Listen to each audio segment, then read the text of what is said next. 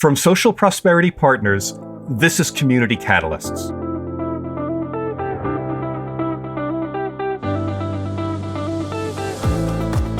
Welcome to Community Catalysts, the podcast that examines the qualities of community leadership and the many paths and forms it can take. I'm your host, Matt Lehrman. Today's episode is the first in a series sponsored by RELI, the Regional Elected Leaders Initiative of the Schar School of Policy and Government at George Mason University. I'm honored and truly excited for this partnership because it so specifically helps to advance the mission of this podcast by providing opportunities for community leaders nationwide to gain insights and learn from the innovative and transformative public sector leadership happening in Northern Virginia. And so we begin in Tysons, Virginia, a rapidly transforming community about 14 miles west of Washington, D.C., which has undergone an incredible shift from a suburban office destination to a mixed-use district and vibrant community in its own right. Our guest is Cristol of the Tysons Community Alliance, a public-private partnership dedicated to being, a community catalyst for this remarkable transformation. Katie brings to her position an impressive background in public service, highlighted by her election to the Arlington County Board in November 2015, where she also served as the chair in 2018 and 2022, before stepping down to take on the role of CEO at the Tysons Community Alliance in July of 2023. Cristol, welcome to Community Catalysts. Thank you for the warm welcome. I am delighted to be part of this conversation. I am so excited to meet you, but as you just pointed out before we started the recording, you and I actually met almost 3 years ago at the Virginia Municipal League when I spoke in Richmond, Virginia a few years ago. That's absolutely right. And I've always loved Virginia Municipal League because it facilitates exactly those types of exchanges that I think is so crucial to what you're doing on this podcast, bringing people together to understand the commonalities of serving a community in a very real, very hands-on way with local leadership, even if those environments or contexts are a little different. And increasingly challenging, right? We need to be talking about all the challenges and all the ways that people are working to overcome those challenges. That's right. So let's talk about what's going on in Northern Virginia. So the Tysons Community Alliance website, here's what it says. There's a new kind of urbanism unfolding in Northern Virginia that exemplifies progress in so many ways. Katie, what is the new kind of urbanism? What does that actually mean? We use the term transformation a lot in Tysons, and it's not just a buzzword. When we say a new kind of urbanism, it is this major exercise to retrofit one of the largest by geography suburban office destinations into a true downtown that is livable, that is sustainable, that is inclusive, that has residents and places to spend time as well as to work. This is such an exciting exercise, I think, because in some ways it is a global exemplar. When you talk to people with urban planning backgrounds, they will sort of say this sense of, if we can do it in Tysons, we can do it anywhere. And it being this sort of recognition that planning communities around places to work, places to live, places to recreate and congregate, all being a 20-minute drive apart from one another, that we have seen the shortcomings of that model in the epidemic of loneliness, in climate change, which we know car emissions are a major driver of, in unaffordability of housing, in less diverse neighborhoods. This chance to really kind of repair some of those challenges that have come from spreading ourselves out over the last half century or more. This audacious project in Tysons that really started with the Fairfax County's vision in the Tysons Comprehensive Plan, adopted about 14, 15 years ago now, to try to create a community fabric out of what had historically just really been an office destination or a shopping destination, as known to many in the region. It's a massive project with really significant progress made so far. Katie, help me make this tangible a bit. I mean, I gather the population growth has been astounding, real estate development, jobs. Can you quantify for us in some way what's happened in Northern Virginia and over how long of a time period are we talking? Absolutely. So, just as for folks who think in terms of raw numbers, from 2011 to 2023, the total square feet of development in Tysons increased by 27%. So, more than a quarter again, right, in size, just in terms of the number of buildings that are here. The growth in population has been explosive. We're now looking at close to 30,000 residents. Originally, the vision in the Tysons Comprehensive Plan had us growing at similarly rapid rates, reaching ultimately about 100,000 residents of Tysons within the multi-decade scope of the plan. And I think what is perhaps changed the most about Tysons is this sense of a mix of uses, which can sound a little bit like an urban planner buzzword. And in reality, what that means is you can live, work, and connect to the community in the same place. So one of the biggest changes that I think you'll hear from people who haven't been out to Tysons in a while, maybe from this region, they'll say something like, wow, I went to the borough, or I went to the McLean Station area and the Capital One campus. I can't believe everything that's there. And what they generally mean by everything is, I can't believe that there are residential towers where there weren't residents a decade ago. I can't believe that there are, movie theaters in Tysons, that there are, Michelin star restaurants in Tysons now. I've always thought of it as an office destination. But I think what they also mean when they say everything that's there is the sense of place, the public art that's there, the pop-up Halloween parties and movies, the number of young kids that are out playing in a splash ground. There's a real sense of life there that I think, even more so than the numbers, has been so key and core to the transformation. I have to tell you, my first time in what you call Tysons was when it was called Tysons Corner. It was actually, I had to go back and think about this as I was preparing to talk to you.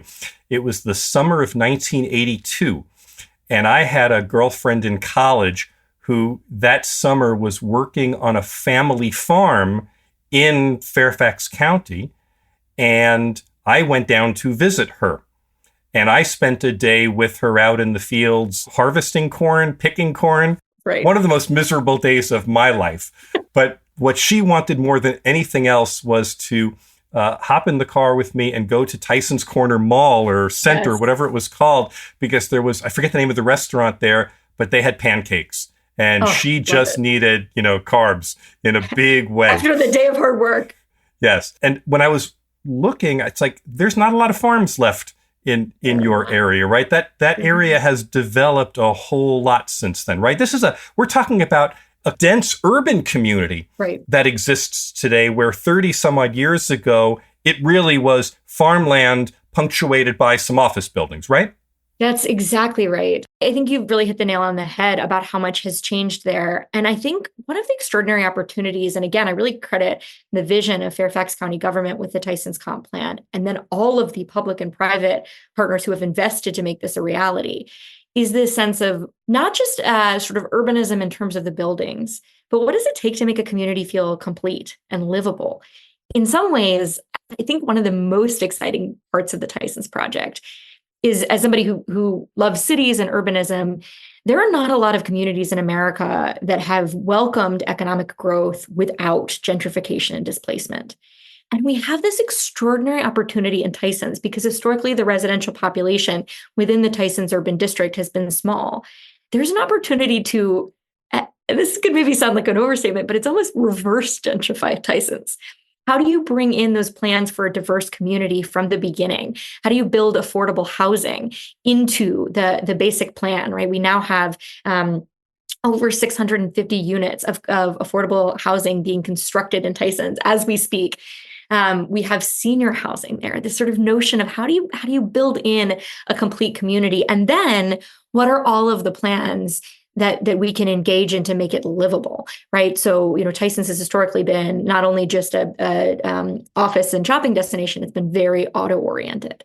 So how do you create a grid of streets that feels like a walkable downtown out of a series of superhighways, right? How do you create those respite pieces of or spots of nature, your parks and your trails in an area that had been sort of known for its asphalt? So this real sense of not just the kind of raw growth, the transformation, the buildings growing up, but how do you make it human scale and inclusively human scale as you grow? It's an extraordinary challenge and in the best possible way, opportunity. So Katie, the Tysons Community Alliance is, as I said, it's a catalyst in its own right. And I understand it's an independent nonprofit organization. Tell me about what the Alliance's mission is about.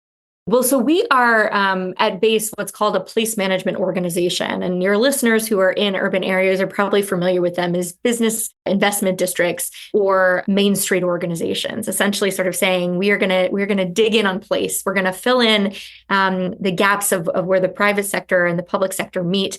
The founding of the Tysons Community Alliance, which predates my time, of course, coming on as the CEO last year. The founding is, I think, a fascinating case study in itself of government and private sector not only working together, but pretty candidly recognizing the limitations of both of their approaches and recognizing that they needed to collaborate and to create this sort of third place that could blend the best of both approaches. I think, again, is just sort of a fascinating case study and a real credit to leadership in both sectors here in Tysons. Within our scope, we work on community engagement and communications and branding, which is why I am contractually obligated to correct anyone who calls it Tysons Corner. Now that we're Tysons is the brand. Consider me well notified. Yeah, exactly. We work on transportation and mobility, research and data, and placemaking. I think, sort of speaking to some of those challenges, the scale of the way Tysons has been built out in an auto-oriented manner can be at times a little bit daunting. We talk a lot about, and I mentioned as we were joining, about our transportation demand management campaign, which is a wonky way of saying a campaign to encourage people to get out there and move around by bike or on foot or rolling on a scooter mobility device. I'd mentioned we had just done this 5.5 mile walk in the heat with a surprisingly enthusiastic and numerous community group. And so much of it is making people aware of the options that are there, but there's a lot of need for capital improvements to really, connect the dots, to improve mobility. And, when you have a community that has been built around, major 12-lane thoroughfares that are designed for what traffic engineers would call throughput, really trying to bring that down to walkable scale, that's a big undertaking. And so there's a lot of education, there's a lot of tactical improvements we can make, but some of it's pretty big. But let me ask you, those all sound like logistical issues, right? They don't sound like human issues. Like in a lot of places, there are existing businesses, there are existing neighborhoods that need to, that are in the way of redevelopment or things like this. And you're disrupting culture and history and people's paths that they've lived in for 100 or more years. That's a very different kind of environment? You sound like you've got a very much a clean slate that you get to work with and develop. I think that's right in terms of the population, although I never want to dismiss there is a very cool historic population in Tysons, a couple of much older condo associations. For example, there's one that gets called the UN of Northern Virginia because it's historically been so attractive to people buying their first properties within the United States or in Northern Virginia. But generally speaking, kind of as the Tysons, within the Tysons boundary, it is oftentimes a very new community. And I think that can be such an asset. One of the things I've learned sort of in past experience, and I know we'll talk about this more leading in Arlington, is one of the things that can cause conflict in a community is when people have arrived at very different times. They may have very different ideas about what they literally or just metaphorically bought into, right? So if you are a resident that has, for example, in Arlington, moved into an Arlington high-rise in Ballston in the last few years, you have a different idea about what Arlington should be than someone who bought a very suburban home in a very suburban neighborhood in 1978. And neither is necessarily wrong, but there's conflict there. It might be refreshing for people who live in communities that are much smaller and much more steady in terms of their development. Just to hear you, just very quickly, can I ask you to name what are the three biggest community challenges that are presently faced in Tyson? As you look at them from the Tysons Community Alliance, what are the three biggest ones? Yeah, so I would definitely say that the sort of overcoming some of those infrastructure barriers that make it hard to literally and culturally knit a community together. The challenges in commercial real estate right now. So much of the vision for Tysons is pegged to the idea of redevelopment. You're saying the market for commercial real estate is bad, and that's okay. Yeah, it's really challenging, and it's hard to build anything, especially office products, and that can hamstring a vision of growth. Go back to the first one for a second. You talked about, what does it take to knit together a sense of community? I'm really interested in that. What does it take to knit together a feeling of community? You've got people moving out there because the buildings are new, they got great views, they can maybe live and work and raise their kids in the same area without having to drive, throughout the entire region. But what does it take to transform a place into a community? That is so central to our work and to our conversations. I think I would say providing people the literal and figurative spaces to engage in community as a verb rather What does than that noun. What does that mean?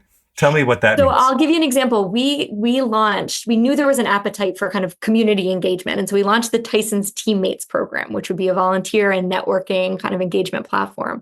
When we started, we launched it in January. We thought, we were setting our performance indicators for the year. We thought, we will consider it a win if we've got like 20 really engaged people by the end of the year. By the end of January, we'd had 105 sign up. People are so eager to just connect to one another. And so opportunities like packing nutrition packs for food insecure neighbors with the local food pantry was a key activity that we did. Getting the teammates together for a trail cleanup. Those service opportunities matter so much to people. And I think Tysons certainly has a lot of income and economic diversity and more coming, but on balance is a fairly well-resourced area. And so you get people that really have this strong sense of, if service is the rent that we're paying for living on earth, right? What are my ways to serve, and what are my ways to serve in my backyard? And so providing those, that's sort of what I mean by like the metaphorical spaces to do community. And then the literal ones. And this is, again, we're biased as a place management organization, but those spaces are so important, whether they are pop-ups, like for example, the mixed market that we do where people can mingle with neighbors and get to know their local makers. Or, again, those kind of infrastructure spaces. One of the things that is part of a development that we'll deliver in the next couple of years in Tysons that is going to be so meaningful is a community center. Just the places where your Rotary Club can book a room for a meeting, or your kid can play, basketball for the summer session. Those are how people form ties to one another. The quite literal textbook example of that, of course, is the bowling leagues that Robert Putnam wrote about 20 years ago when he foresaw this sort of balkanization of our society and the loss of opportunities to connect to one another. So those physical places, and then those opportunities to connect over a task, a job, an opportunity, a role that really help knit us together in the doing of it. This podcast is sponsored by the Regional Elected Leaders Initiative, RELI, of George Mason University's Schar School of Policy and Government. RELI is dedicated to enhancing regionalism in Northern Virginia, encouraging cross-border intergovernmental collaboration, providing educational programs and networking opportunities, and strengthening the governance skills of Northern Virginia's elected public leaders. Katie, I want to raise the altitude a little bit and ask you, is what's going on in Tysons comparable to what's happening in other places in Northern Virginia as well? You're not just an island on your own, right? Absolutely. Can you talk a bit about what's happening in the rest of Northern Virginia? Oh, without a doubt. And not only is Tysons on an island within Northern Virginia, it's not self-governed. We are a part of Fairfax County, very much so, which is itself just a fascinating example, both geographically and in terms of population is on the size of some states, in addition to jurisdictions. But I think the challenges that Tysons is looking at, or the sort of opportunities that it's seeking to seize about saying, look, this is a place where economic opportunity is off the charts. This is a place where companies want to locate their headquarters, where people want to start startups that then grow, where people want to be around whether it's government contracting or health sciences or technology, want to be around others in that industry like them. How do we make sure that all of those people who are going to be attracted to seize that opportunity have places to live, have ways of getting around sustainably? Tysons is kind of a microcosm of that, but that is absolutely a challenge across, I would say, not only Northern Virginia, but the broader DMV. And that is, I think, where groups like RELI become really fascinating and really integral, these sort of regional containers, if you will, for people to come together and say, look, people are moving to Prince William County because they want to take advantage of jobs in Alexandria. So what is the transit network that allows them to do that? If people are working in Arlington and want to live somewhere where they can get a couple of acres of land because that's their preference, and that means they're going to go, live in the in areas of Loudoun, or what do they need in terms of, again, transportation or educational supports to kind of make that match? It's such a regional challenge for us to think about collectively. How do we meet the moment and meet the demand that is being created by all of this economic opportunity? So then we should talk about some of the regional initiatives that are going on. One of the ones that you told me I should ask you about is the Transforming Rail in Virginia project. You want to talk about your involvement with that and what the purpose of that project is?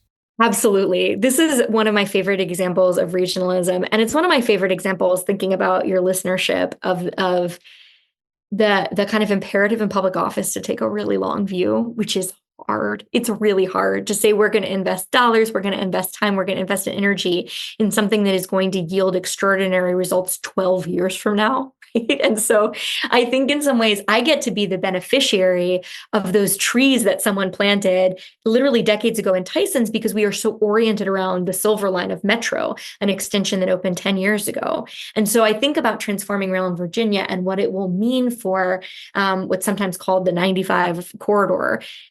Is sort of, I hope that's a tree that I planted under whose shade someone else will sit, right, 10 years from now. The bottom line is that there is a huge bottleneck in rail, in passenger rail, in cargo rail that connects, it's called the Long Bridge from Virginia to DC. And until we expand that, which is I want to get the numbers wrong, but I suspect an over $1 billion, if not then close, infrastructure project. How do we expand that? But this is where infrastructure meets the human experience. Because right now, for example, we have a fabulous commuter rail system, the Virginia Railway Express, and then there's an analogous one in Maryland, the MARC train. I had the privilege of serving and then for a while chairing the operations board of the VRE, which brings together folks from as far south as Fredericksburg, as well as that interurban core. The ceiling on what the VRE can do and offer to people has always been that bottleneck. There are only so many slots, is how they would describe it, kind of in the train lingo, that it can occupy. And so you've got this rail service that could be connecting people from Spotsylvania County to jobs at Amazon in Arlington, to say nothing of the region beyond it, that only runs during the peak commuter period. You've already painted the picture of what the upside possibility are. What's the practical challenges that you're facing to get it done? I mean, how the heck do you pay for something like this is the bottom line. And I think anybody who's in government, local and state especially, really knows this, the high cost of infrastructure. And so a lot of the sausage making in the role of local governments kind of came to pass with this, what are the revenue sources? What are the pots of money that we can use to take advantage of that? The Infrastructure Act that the Biden administration passed, there wasn't an opportunity to do something out of that. There wasn't some other project that this could connect with somehow. So the Transforming Rail in Virginia predates the Inflation Reduction Act, but it does have federal dollars on it, and that was huge to get that across the finish line with this sort of announcement of the investment in Long Bridge. That was a wonderful coup for the then Governor McAuliffe, and particularly the Secretary of Transportation in the sort of final months of his governorship. So there were federal dollars, but the secret that I know your listeners in local office and state office will know well, there's always got to be a match. There's always got to be other revenue, right?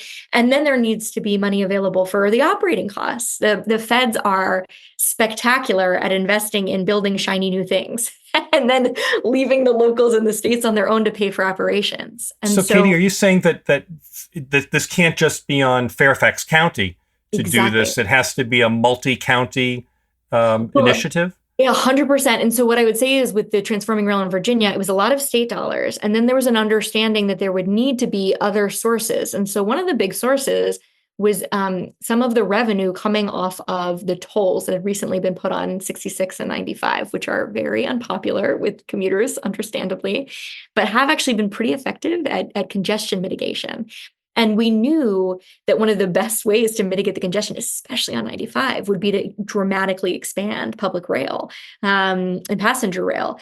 But we had some really sensitive conversations locally through bodies like the Virginia Railway Express Operations Board, through bodies like the Northern Virginia Transportation Commission, that were pretty these sort of tough conversations about, well, will my constituents benefit enough? If my constituents are driving on 66, but they wouldn't actually take the Manassas line of the VRE that runs parallel, are they really going to see benefit? Should I believe in that? If my constituents hated these tolls in the first place, does it look like I'm capitulating and not fighting against them to say that we should direct some of the revenue to do these big, impactful projects? Are there other things that I could do with these dollars? When we talked to the Virginia Railway Express Operations Board, a lot of our localities are also trying to operate intercity bus services, intracity within the city bus services or within county bus services. Is this a dollar that I can invest in paratransit or bus services instead of this big regional project whose results are really far away? So it involves a lot of trade-offs about the present tense, what impacts my constituents, and what is it going to mean for the future? So what's the lesson that we should take from this? That, you're awash in opportunity, fresh communities, but how do you continue to do big things? I really think, above all, you need keepers of the flame. And that doesn't have to, it's extraordinary when you meet somebody who's been in office, for 40 years and this is their vision and it comes to fruition. It doesn't have to be that way. I like to think about if being the keeper of the flame on the Long Bridge project and the VRE expansion, maybe that looked a little more like the Olympic torch relay, right? I had the great fortune of helping carry. I don't want to overstate my own role, but for my almost 8 years in office, and then we passed that torch onward, right? And someone else will carry it. It really helped that we had to be tactical about it. A director of public rail and transportation in Virginia who spanned a couple of governorships, who was able to really kind of carry this vision forward for rail. But I think that the bottom line observation I would make is this: these big projects can feel really inchoate, and it can be really hard to see their impact. And when local decision makers can't see their impact, the alternative, the opportunity cost of that thing whose impact they can point to tomorrow will always win. And so you have to have ways that, again, the sort of bodies, the regional bodies, the informal mentorship, and the torch passing that allows people to just sort of tend to that fire and say, this is going to make such a difference for all of us, even if the short-term decision, requires some sacrifice. Katie, let me get this straight. Are you saying that nothing is going to change until the pain of inaction is greater than the pain of doing something productive? I think that could be right. And I think there's something to be said too. And traffic, my goodness, is such an incredible example of this. Like, it's almost like things have to get so bad that we're willing to take moonshots. Katie, we have to wrap up, but first I want to ask you a series of lightning round questions, the kind of questions that you can only answer in one sentence or less. Are you ready? Yes. Katie Cristol, describe your leadership style in 3 words. Authentic, collaborative, and opinionated. Katie, what's one place in Tysons, Virginia that a first-time visitor should experience? A first-time visitor should go to the borough, especially in the summer, and experience the spray ground and the splash pad and get an ice cream cone and see community in action. You're in a region of incredible growth and transformation. What is something that the community recognizes as essential to preserve and protect, ensuring that it remains unchanged well into the future? Trees and green spaces. Katie, what's the most impactful leadership advice you've ever received? The best advice I ever received is from my mentor, who passed away in 2018. And the best articulation of it that I ever heard came a few years later from a Taylor Swift album, which is never be so kind you forget to be clever, and never be so clever you forget to be kind. Which is to say, don't lose your humanity ever, but also don't forget that you've been elected or selected to wield power in service of a community. Don't give that up. Katie, what's a small change you'd like to see in local government that could make a really big difference? Ranked choice voting. I'd like to see that at all levels of government. I think the idea that people who lead the community should be broadly acceptable to a majority of the community, really important. If you could send a message back in time to yourself to just before you started on the Arlington County Board in 2015, what would it say in one sentence? Take care of your nervous system. You only get one. Tell me one thing you've learned about how to balance community engagement and listening with taking action. Don't forget the people who aren't at the table, and whether inaction, continued delay, and engagement serves them too. That's a really good one. It's a big one.